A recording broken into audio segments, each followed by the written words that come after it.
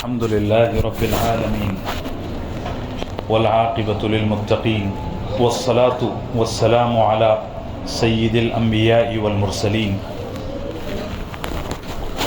سيدنا وحبيبنا وقدوتنا وإمامنا محمد بن عبد الله وعلى آله وصحبه أجمعين أما بعد.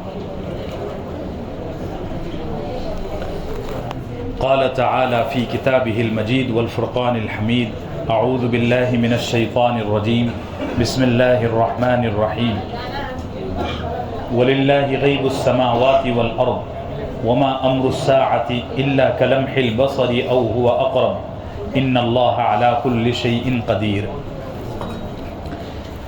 وقال النبي صلى الله عليه وسلم: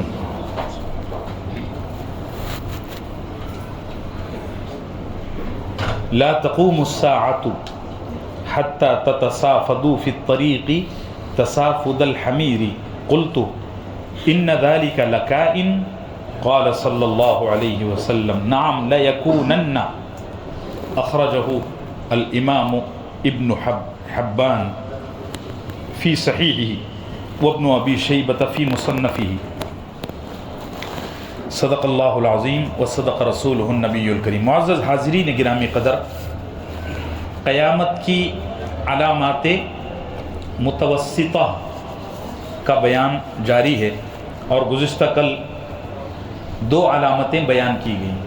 ایک علامت یہ تھی کہ قیامت کے قریب علم اٹھ جائے گا. دوسری علامت کیا تھی؟ جی، حیا ختم ہو جائے گی. آج تیسری علامت بیان کی جا رہی ہے اور وہ یہ ہے کہ زنا کھلم کھلا کیا جائے گا. اللہ ہم سب کی اس سے حفاظت فرمائے.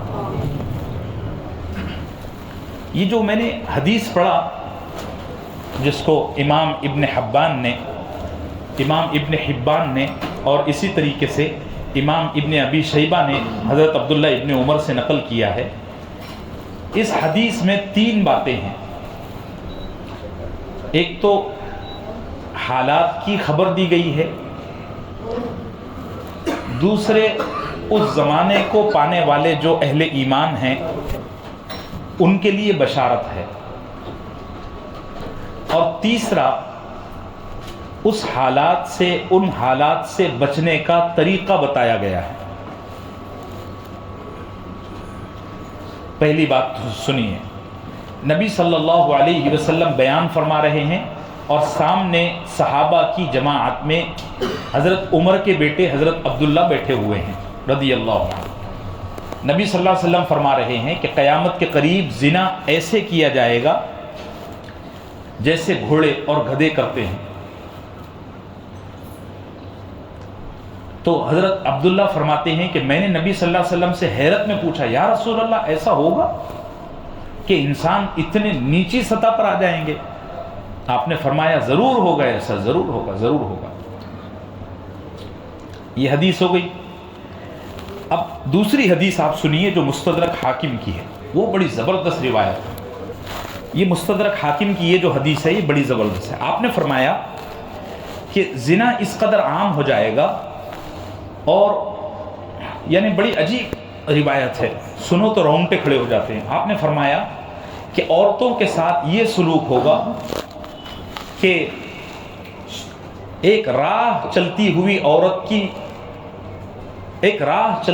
عورت کا گریبان مرد ایسا اٹھا کر دیکھیں گے جیسے جب تم بازار میں دمبی خریدنے کے لیے جاتے ہو تو اس کی دم اٹھا کر دیکھتے ہو. والعیاذ باللہ ولا حول ولا قوت الا باللہ. یہ دو حدیثیں ہو گئی. اب اسی حدیث کا اگلا حصہ سنو. آپ نے فرمایا اس زمانے میں کوئی ایک یہ بھی کہنے والا نہ ہوگا کہ بھائی دیوار کے پیچھے چلا جا. الفاظ نوٹ کر رہے ہیں؟ کیا فرمایا؟ ایسا بھی ایک آدمی نہیں ہوگا جو یہ کہے کہ بھائی دیوار کے پیچھے چلا جا. پھر کیا فرمایا؟ جو ایسا کہے گا اس کا اجر یہ ہوگا جیسے تم میں ابو بکر اور عمر ہیں.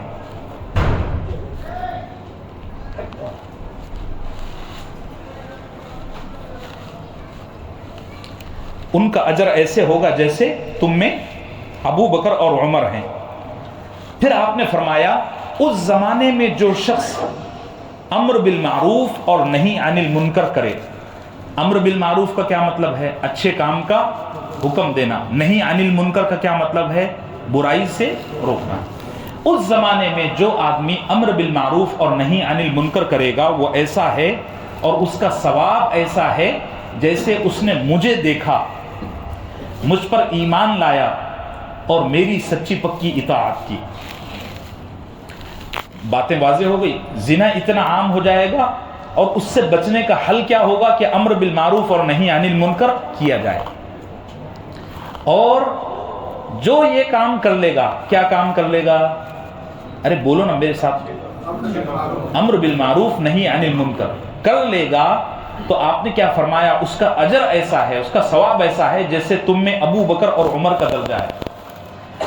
اور مزید فرمایا اس کا ثواب ایسا ہے جیسے تم میں کے 50 لوگ مجھ پر ایمان لائے. یہ کس سے کہہ رہے ہیں آپ؟ ارے بولو. صحابہ سے کہہ رہے ہیں. ہمارا عقیدہ کیا ہے؟ ایک صحابی کے پیر کا ناخن ایک طرف اور دوسری طرف پوری کائنات بھر جائے تو صحابی کے اس پیر کے ناخن کی برابری نہیں کر سکتے. آخری دور میں ایک آدمی بھی ایسا نہیں ہوگا جو یہ کہے. اللہ ہم کو توفیق دے اور ہمت دے. دیکھو میرے بھائیوں, یہ اس لیے بھی میں کہہ رہا ہوں کہ اس زمانے میں اگر خود اچھا کام نہیں کرتے نا تو اچھے کام کا حکم ضرور دو. کتنے ڈاکٹروں کو میں نے خود دیکھا کہ وہ سگریٹ پیتے ہیں. اور کیسے ڈاکٹر معلوم ہے؟ کینسر اسپیشلسٹ, کینسر اسپیشلسٹ ہے لیکن سگریٹ پی رہا ہے. کیا وہ سگریٹ پینے کی وجہ سے کینسر کے آپریشن چھوڑ دے؟ اگر کوئی آدمی گنہگار ہے بھی, اس کے باوجود بھی اس کی ذمہ داری ہے, ایمانی ذمہ داری ہے کہ وہ گنہگار ہونے کے باوجود دوسرے کو بھلائی کا حکم دے. بنی اسرائیل کو اللہ نے بندر اور خنزیر بنایا. میں نے 6 پارے میں آپ کو یہ بات بولا. جس وجہ سے ان کو بنایا تھا وہ کیا وجہ قرآن بیان کرتا ہے؟ کانوا لا یتناہون عن منکر فعلوہ. اللہ فرماتے ہیں وہ کمبخت ایسے ذلیل تھے کہ جس گناہ میں مبتلا تھے اس سے دوسروں کو نہیں روکتے تھے. یہ کتنی عجیب بات ہے, ذرا سوچو تو صحیح. قرآن کے الفاظ تو نوٹ کرو. جس گناہ میں خود مبتلا تھے, حالانکہ وہ خود مبتلا ہیں, وہ شراب پی رہے ہیں, وہ زنا کر رہے ہیں, وہ چوری کر رہے ہیں, خیانت کر رہے ہیں, جو بھی ہے, اس کے باوجود قرآن کیا کہہ رہا ہے؟ خود گناہ میں مبتلا ہونے کے باوجود بھی دوسرے کو گناہوں سے روکو. امر بالمعروف اور نہی عن المنکر کبھی نہیں چھوڑنا ہے. یہ حدیث سب سے بڑی اسی بات کی بشارت ہے کہ کسی حال امر بالمعروف اور نہی عن المنکر نہیں چھوڑنا ہے. کچھ ہو جائے, لوگ تانے دیں, لوگ باپ دادوں کی قبروں کو اکھاڑیں. لوگ بولتے ہیں صاحب تیرا دادا تو 1 نمبر کا سود خور تھا, ہم نے دیکھا اس نے بوتوں کا ڈبایا. اس کے سامنے بولو اللہ میری بھی مغفرت کرے, تم دعا کرو میرے دادا کی بھی مغفرت کرے. اللہ ہم سب کو توفیق عطا فرمائے. چلیے, چوتھی علامت یہ ہے کہ جب زنا عام ہو جائے گا تو زنا کی اولاد بھی زیادہ ہو جائے گی, یعنی جس کو ہم حرامی اولاد کہتے ہیں. اللہ ہماری نسل کی اس سے حفاظت فرمائے. اب تک یہ اپنے انڈیا پاکستان میں بلکہ پورے اس خطے میں یہ چیز نہیں ہے, لیکن یورپ اس میں ڈوب چکا ہے. ان کا سماج برباد ہو چکا ہے. سن 1995 میں امریکہ کا وزیر اعظم, امریکہ کا پریزیڈنٹ بل کلنٹن, اس نے پارلیمنٹ میں کھڑے ہو کر یہ بات کہا تھا کہ ہمارے ملک کے جو آفیشل پیپر ہیں اس میں سے باپ کا نام نکال دو, ہماری 80% آبادی حرام کی اولاد ہے. جب پیپر بناتے ہیں تو بڑی تکلیف ہوتی ہے کہ باپ کون ہے, تو کیا کہا, یہ ختم کرو یار. اللہ نے دیکھو اس مسجد میں اتنا بڑا مجمع بیٹھا ہے, اور بھی میں بیانات میں بولتا رہتا ہوں کہ اللہ تعالیٰ نے, اور اس میں عورتوں کا بڑا کمال ہے, اللہ ہماری ماؤں بہنوں کی عزت اور عصمت کو سلامت رکھے.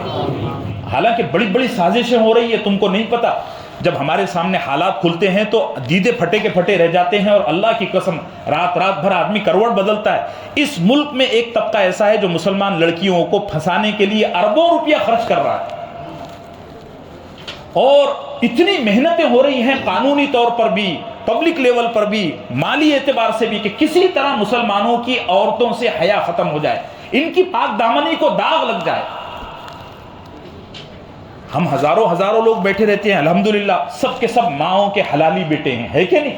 ہاں, اس میں کریڈٹ کس کا ہے؟ ہمارے گھر کی پاک دامن خواتین کا. ان کو سلام کرو, ورنہ عورت اگر بگڑ جائے ساری نسل خراب ہو جاتی ہے. تو ہمارا ملک ہے, اسی طریقے سے عرب ممالک ہیں, اسی طریقے سے پورا مسلم معاشرہ اللہ کے فضل سے اس خباثت سے ابھی محفوظ ہے. باقی یورپ میں آپ چلے جاؤ, مغربی ملکوں میں آپ چلے جاؤ, وہاں یہ حالت ہے کہ اللہ خیر صلی اللہ. ہمارے یہاں ملک میں جو دوسرے مذاہب کے لوگ ہیں ان کا آپ جائزہ لے سکتے ہیں, میرے لیے یہاں بولنا مناسب نہیں ہے. چلیے نمبر 5, سودی لین دین عام ہوگا, عام ہو جائے گا. میں نے آپ کو روایت سنایا تھا نا کہ نبی صلی اللہ علیہ وسلم نے فرمایا اس زمانے میں ادنا درجے کا آدمی وہ ہوگا جو سود سے بچا ہوگا جس کے مال کو سود کی غبار پڑ جائے گی, اگرچہ کہ وہ سود میں اور انٹرسٹ میں ملوث نہیں ہوگا, لیکن اس کے باوجود اس کا مال کسی نہ کسی درجے میں سود سے اور انٹرسٹ سے جڑا ہوا ہوگا. ہم سب کے اکاؤنٹ ہے, اب کیا کر سکتے ہیں؟ کر یہ سکتے ہیں کہ دن بھرے میں کم از کم 60-70 دفعہ چلتے پھرتے استغفار پڑھا کرو. کیا پڑھا کرو؟ استغفار. اور اس کے سوا ہر دن 2-3 روپیہ صدقہ اس نیت سے کر دیا کرو. میں فقیر ہوں, اپنے حساب سے بات کر رہا ہوں, آپ ماشاءاللہ سارے ارب پتی لوگ ہیں, تو آپ دو 1-2 لاکھ روپیہ صدقہ روزانہ کا.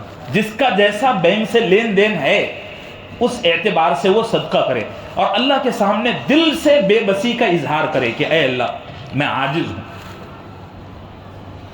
میری قانونی مجبوریاں ہیں, میں زمین پر پیر نہیں ٹیک سکتا جب تک اس لین دین میں ملوث نہ ہو جاؤں. ہاں, بہت سارے لوگ مال کی لالچ میں, مال کے حرص میں سودی لین دین میں ملوث ہو رہے ہیں, اس کو بھی نوٹ کرنے کی بات ہے. جیسے اس پورے علاقے میں ہی نہیں بلکہ پورے بامبے میں میں نے کثرت سے یہ چیز دیکھا کہ لوگ ہیوی ڈپازٹ پر مکان دے رہے ہیں. اچھے لوگ ہیوی ڈپازٹ پر مکان کا لینا دینا خالص سودی لین دین ہے, اور سود کا ادنا درجہ ایسا ہے جیسے کوئی شخص اپنے ماں کے ساتھ 70 بار زنا کرے. کتنی بڑی لعنت ہے, اللہ ہم سب کی حفاظت فرمائے. بہت بڑی لعنت ہے, بہت بڑی لعنت ہے سود کا ادنا لین دین. آپ نے فرمایا کہ قیامت کے قریب اکثر لوگ سودی لین دین میں ملوث ہوں گے. نمبر 6, چھٹی علامت وہ یہ ہے کہ شراب کو لوگ نام بدل کر پئیں گے. شراب کو کیسا پئیں گے؟ نام بدل. نام لے کر نہیں پی سکتے نا, کیوں؟ کیونکہ اگر نام لے کر پیے تو لوگ بولیں گے نا, ارے یار اتنے اچھے گھر کا بچہ شراب پی رہا ہے. نہیں جی میں تو یہ لے رہا ہوں, میں تو وہ لے رہا ہوں, تھوڑا مائنڈ فریش ہو جاتا ہے. کیا کہتے ہیں؟ مائنڈ فریش ہو جاتا ہے, دس از فریش. اور دیکھو ہر دور میں علماء حق بھی ہوتے ہیں, علماء سو بھی ہوتے ہیں. مصر میں کچھ حکومت کے درباری چاپلوس علماء نے, علماء اب ان کو کیا ہی کہیں گے, کچھ چاپلوس لوگوں کے ٹولے نے سود یہ شراب کا نام بدلا اور فتویٰ دیا, والعیاذ باللہ فتویٰ دیا کہ یہ چیز شراب ہے نہیں بلکہ یہ دوائی ہے, اس سے دماغ کو اور دل کو سکون ملتا ہے اور اس کا پینا حلال ہے. اللہ تعالیٰ کا بہت فضل ہے, سعودی عرب میں اور اسی طریقے سے کویت میں یہ کچھ ممالک ایسے ہیں جہاں اس فتوے کو ابھی بھی بین رکھا ہوا ہے, اور اس بین رکھنے کی وجہ سے ان ملکوں میں شراب کی کھلم کھلا کاروباری اجازت نہیں ہے. چھپ کر ہوتا ہوگا واللہ عالم, آپ جاتے آتے رہتے ہیں, حالات پر آپ کی مجھ سے زیادہ نظر ہے. لیکن باقی رہ گئے دیگر عرب ممالک جیسے دبئی ہو گیا, اسی طریقے سے خود مصر ہو گیا, لیبیا, لبنان, اردن, ان تمام ممالک میں اب لوگ باقاعدہ شراب پی رہے ہیں نام بدل کر. ان کو بولو کہ یہ شراب ہے تو وہ کیا کہتے ہیں؟ نہیں جی وسکی برانڈی ہے, وسکی برانڈیڈ ہے. کیا ایسے ہی کچھ ہے؟ اللہ ان کو ہدایت دے. یہ آج کی بات نہیں ہے بلکہ نبی صلی اللہ علیہ وسلم نے پہلے ہی فرما دیا تھا کہ آخری دور میں لوگ شراب پیئیں گے, اور اس دور کے علماء سو باقاعدہ شراب کا نام بدل کر شراب کو حلال قرار دے کر شراب پینے کی اجازت دے دیں گے. اللہ ایسے علماء سے ہم سب کی حفاظت فرمائے. نمبر 7, 7ویں علامت وہ یہ ہے کہ امانتیں ضائع ہوگی. امانتیں کیا ہوگی؟ ضائع ہوگی. لوگ امانت دار نہیں رہیں گے. بیٹا دانیال یہ گھڑی بتا. دیکھو یہ گھڑی ہے, 5 منٹ کے لیے فرض کرو یہ میری ہے. میں نے کیا کیا, یہ بھائی کو دیا کہ بھائی یہ رکھو, میں ابھی 2-3 دن کے بعد گاؤں سے آتا ہوں, میں جانے رہا ہوں, سمجھانے کے لیے کہہ رہا ہوں, میں یہ رکھو میں 2-3 دن کے بعد آتا ہوں. ہمارے ذہن میں امانت کا صرف اتنا کانسیپٹ بسا ہوا ہے کہ ہم اسی کو امانت سمجھتے ہیں. یہ کیا کہیں گے کہ مولانا نے میرے پاس امانت رکھ کے گئے, حالانکہ امانت کا یہ ایک بہت چھوٹا سا مطلب ہے. امانت ایک بڑا وسیع ترین لفظ ہے, بہت گہرا لفظ ہے. اگر میں کہوں تو یہ 25 کروڑ روپے کا ایک نوٹ ہے. کتنے کا؟ 25 کروڑ کا ایک نوٹ. امانت, دین میں امانت کی بہت بہت بہت بہت بہت عظمت اور بہت اہمیت ہے. ہمارے اکابرین میں, لاؤ بھائی یہ امانت میری نہیں کی, ہمارے اکابرین میں, موجودہ اکابرین میں مفتی تقی عثمانی صاحب کے بڑے بھائی جن کا انتقال ہو گیا, مفتی محمد رفیع عثمانی صاحب, انہوں نے امانت کے لفظ کے مطالب بیان کیے. وہ فرماتے ہیں کہ امانت کے لفظ میں کیا کیا چیزیں شامل ہیں, ذرا نوٹ کیجئے. ہر انسان کو اپنی زندگی میں کچھ اچھے برے اعمال کرنے کا اختیار دیا گیا ہے. یہ جو ہمارے پاس اختیار ہے نا, یہ اللہ کی امانت ہے. مثال کے طور پر عشاء کی اذان ہوئی, کچھ لوگ گھر میں بیٹھے رہے, کچھ چل کر آ گئے. جو آ گئے انہوں نے اللہ کے اس اختیار کو اور اس امانت داری کو اور اس کے حق کو ادا کیا. جو نہیں آئے انہوں نے اختیار کو ضائع کیا, اس پاور کا مس یوز کیا, اور یہ امانت کو کیا کیا؟ ضائع کیا. وہ خیانت کرنے والے ہو گئے. ایک. دوسرا, شادی شدہ زندگی میں بیوی اور بچے امانت ہیں. کتنے لوگ اس میں شادی شدہ ہیں؟ ذرا ہاتھ اونچے کرو. آپ بھی شادی شدہ ہیں؟ ماشاء اللہ, بڑی تعداد شادی شدہ لوگوں کی ہے نا. تو شادی شدہ زندگی میں بیوی اور بچے امانت ہیں, اللہ کی امانت ہے. یہ جو اولاد ہے اس کی تربیت کرنا, اس کی تعلیم کرنا, اور اس کے اخلاق اور اس کے کردار کو سنوارنا, اور اسی طریقے سے اس کی صحت کی حفاظت کرنا, اس کو حلال اور حرام کا فرق بتانا, یہ سارا کا سارا باپ کے ذمے امانت ہے. بیوی کے حقوق ادا کرنا, جو فرائض اور واجبات ہیں, یہ سب کیا ہیں؟ امانت ہے. کوئی آدمی اگر یہ نہیں کر رہا تو وہ امانت کو ضائع کرنے والا ہے. نمبر 3, مجلسیں امانت ہیں. اس کو نوٹ کرو ذرا. نبی صلی اللہ علیہ وسلم نے فرمایا المجالس الامانہ, کہ مجلسیں امانت ہیں. مثال کے طور پر یہ دانیال, اور آپ کا نام کیا ہے؟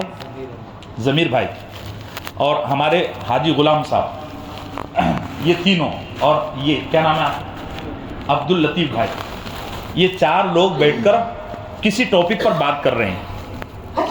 گپ شپ کی مجلس ہے, بیٹھے ہیں, مجمع ختم ہو گیا. یہ ضمیر بھائی اس مجلس میں ہوئی باتوں کو دوسری طرف جا کے بول رہے ہیں. یہ کیا ہوئی؟ خیانت ہوئی, دھوکہ ہوا. اس مجلس کی باتوں کو یہیں ختم کر دو. جو آدمی یہاں کی باتوں کو دوسری جگہ جا کر بولے تو وہ امانت دار نہیں ہے, وہ خیانت کرنے والا ہے, چغل خور تو ہے ہی. آپ ہیں نہیں ایسے, میں مثال دے رہا ہوں, آپ صورت چھوٹی نہ کرو.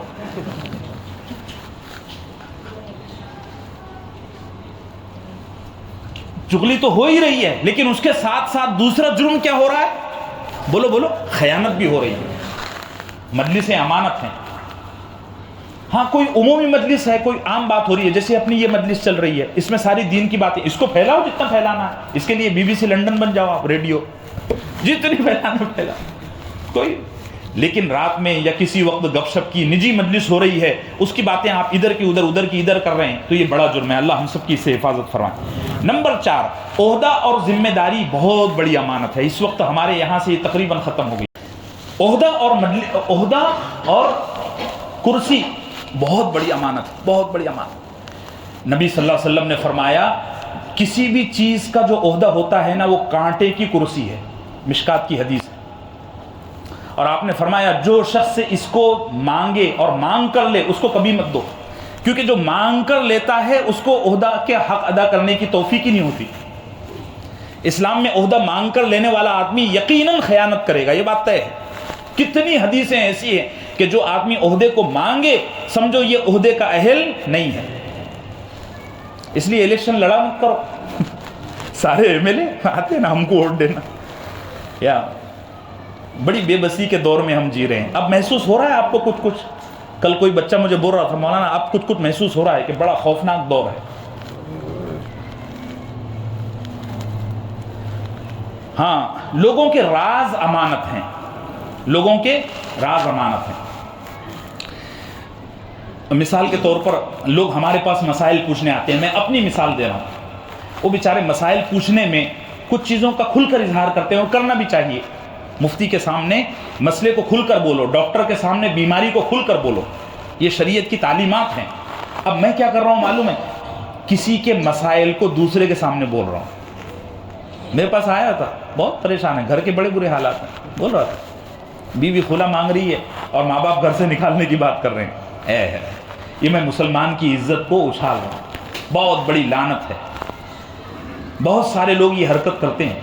کوئی آدمی آپ کے پاس آ کر اپنی زندگی کا گیلہ کر رہا ہے اس واسطے کہ آپ کوئی اس کو صحیح راستہ بتا دو، اور آپ پاخانہ کر رہے ہو سڑک پر۔ ایسے بہت لوگ ملیں گے آپ کو، اللہ ہم سب کی اس سے حفاظت فرمائے۔ لوگوں کے راز امانت ہیں۔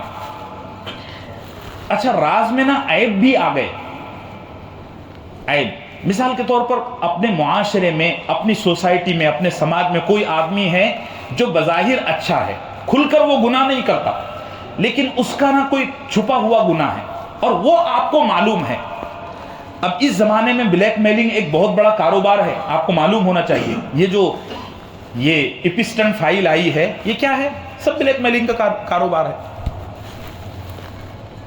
وہ بدماش بلاتا تھا وہاں اور بڑے بڑے لیڈروں کو اسی طرح فیسلٹیز دیتا تھا اور ان کے ویڈیو اور ان کے سارے سب ریکارڈ کرتا تھا۔ جب اس نے دیکھا کہ معاملہ یہ ہے اور یہ ہے اور یہ ہے تو اس نے سارا سسٹم اوپن کر دیا۔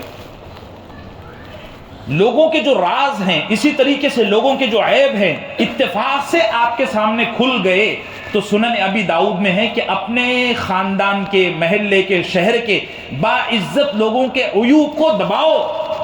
ہم کو تو اچھالنے میں مزہ آتا ہے۔ جس دن کسی کا عیب اچھلے اور تم کو خوشی ہو، سمجھو تمہارے دماغ میں پاخانہ بھرا ہوا ہے، ایمان نہیں ہے۔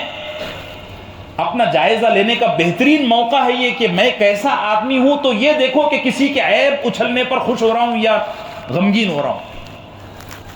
اللہ ہم کو ہدایت عطا فرمائے۔ کسی نے آپ سے مشورہ طلب کیا تو اگر آپ کو اس فیلڈ میں مہارت ہے تو آپ کو صحیح رائے دینا امانت ہے، امانت داری کا تقاضا یہ ہے۔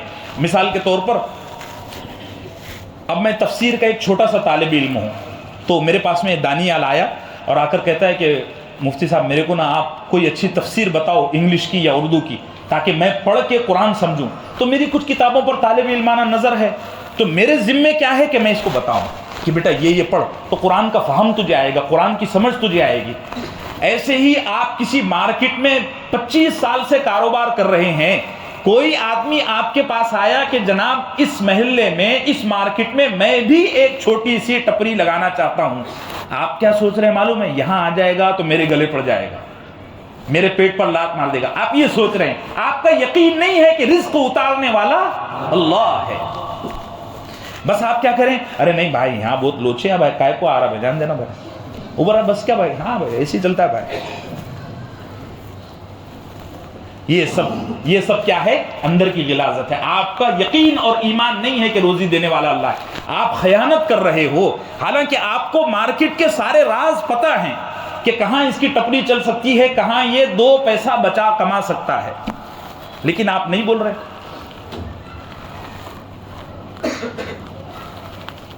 بس حکومت اور سلطنت بہت بڑی امانت ہے، عہدہ بھی امانت ہے، اسی طریقے سے حکومت اور سلطنت بھی بہت بڑی امانت ہے۔ اللہ تعالی ہم سب کو امانت دار بنائے، امانتوں کا حق ادا کرنے والا بنائے۔